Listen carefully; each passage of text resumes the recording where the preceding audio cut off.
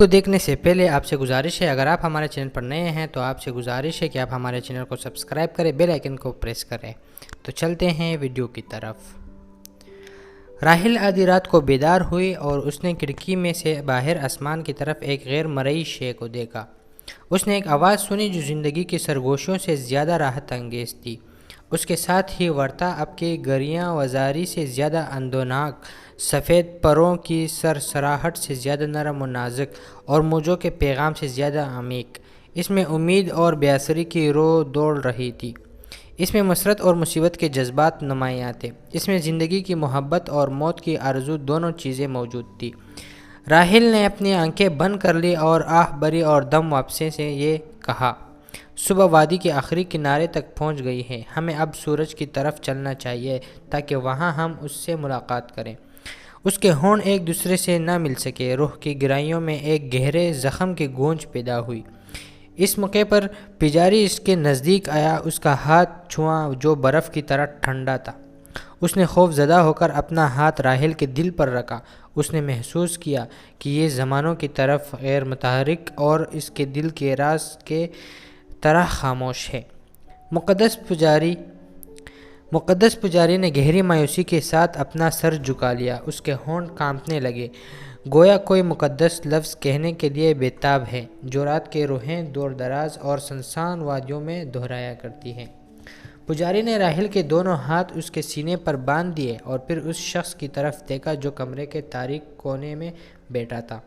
پجاری نے کہا، تمہاری محبوبہ روشنی کے بہت بڑے حلقے میں داخل ہو گئی ہے۔ میرے بھائی، میرے نزدیک آ جاؤ، آؤ میرے ساتھ مل کر گھنٹوں کے بل دعا کرو۔ غمزدہ خاوند نے اپنا سر اٹھایا اور اس کی آنکھیں بہت دور ان دیکھی چیز کو دیکھ رہی تھی۔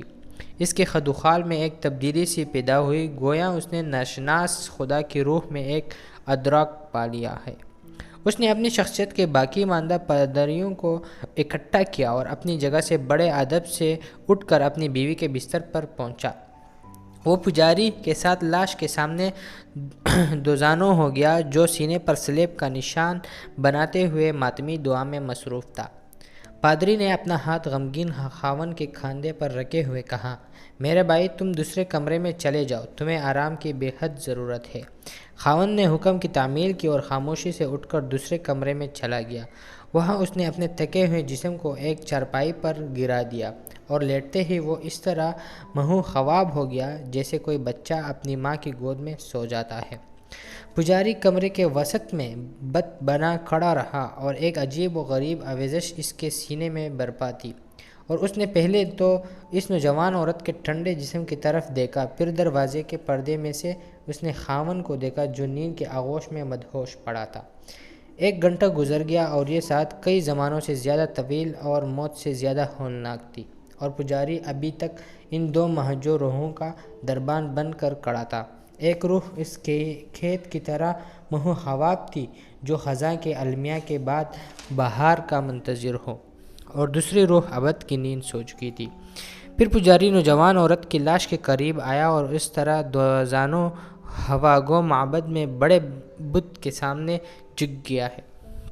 اس نے یک ہاتھوں کو اپنے ہاتھوں میں لیا اور کانپتے ہوئے ہونٹوں سے ان بوسہ پر بوسہ دیا، اور پھر اس نے حسین چہرے کی طرف دیکھا جس پر موت کا نرم گداز پردہ چھایا ہوا تھا۔ اس کی آواز میں رات کی سی خاموشی اور بڑے شکاف کی طرح گہرائی تھی، لیکن اس کی یہ آواز انسان کے امیدوں کی طرح لرز رہی تھی۔ اس نے روتے ہوئے کہا، اے راحل، اے میری روح کی دلہن، میری آواز سن، آخر کار میری بھی زبان کھل گئی۔ موت نے میرے ہونٹوں کو جنبش دی ہے، میں وہ راز بے نقاب کرنے لگا ہوں جو میری زندگی سے بھی زیادہ قیمتی تھا۔ درد سے میرے زخموں کے تمام ٹانکے ٹوٹ گئے اور میں اب وہ راز بیان کرنے لگا ہوں جو اس درد سے بھی زیادہ دردناک ہے۔ اے روح پاک، تو اس وقت آسمان اور زمین کے درمیان سفر کر رہی ہے۔ میری روح کی چیخ سن، اس جوان کی آواز بھی سن جو کھیتوں میں تیرا منتظر رہتا تھا اور تیرے لازوال حسن سے مرعوب ہو کر درختوں کے اوٹ میں کھڑا رہتا تھا۔ اس پجاری کی آواز سن جو صرف اس وقت تم سے ندامت کے احساس کے بغیر تم سے بات کر رہا ہے جبکہ تم خدا کے شہر میں پہنچ چکی ہو۔ میں نے تیری زندگی میں اپنا راز سینے میں دبا کر محبت کی قوت کو ثابت کر دیا ہے۔ اس کے بعد پجاری جھک گیا اور اپنی روح کے سارے دریچے کھول کر خواابیدہ حسن کی پیشانی، آنکھوں اور گلے پر 3 طویل بوسے ثابت کر دیے۔ ان 3 بوسوں میں اس نے اپنی زندگی کی کئی برسوں کا راز، درد اور اندھا الٹ کر رکھ دیا۔ پھر اچانک وہ پیچھے ہٹ گیا اور خزاں کے پتے کی طرح کانپتا ہوا ایک کونے میں گر پڑا۔ گویا اس عورت کے ٹھنڈے جسم نے اس کے اندر پشیمانی کا جذبہ ابار دیا۔ دوزانوں ہو کر اس نے اپنے چہرے کو دونوں ہاتھوں سے ڈانپ لیا اور وہ نرم آواز میں سرگوشی کرنے لگا۔ خدا میرا گناہ معاف کر دے، میری کمزوری پر نظر نہ رکھ۔ تم جانتے ہی ہو یہ راز بے نقاب کرنے کے بعد میں خواہش کا مقابلہ نہیں کر سکتا۔ 7 برس تک یہ راز میں نے اپنے سینے میں چھپائے رکھا اور صرف موت ہی نے مجھ سے یہ راز میرے سینے سے الگ کر دیا۔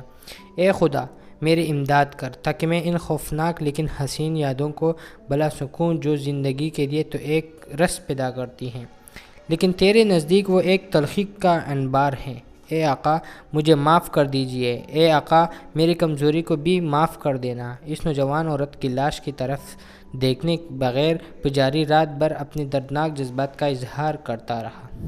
نور کا تڑکا ہوا اور 2 بے حس و حرکت تصویروں پر گلابی سا پردہ نظر آنے لگا۔ ایک تصویر میں مذہب اور محبت کی جنگ کا نقشہ نظر آ رہا تھا اور دوسری تصویر پر زندگی اور موت کا اطمینان برس رہا تھا۔ ہمارے چینل پر نئے ہیں تو خان مورل سٹوریز چینل کو سبسکرائب کریں، بیل آئیکن کو پریس کریں تاکہ آپ کو انٹرسٹنگ مورل سٹوریز سب سے پہلے دیکھنے کو مل سکے۔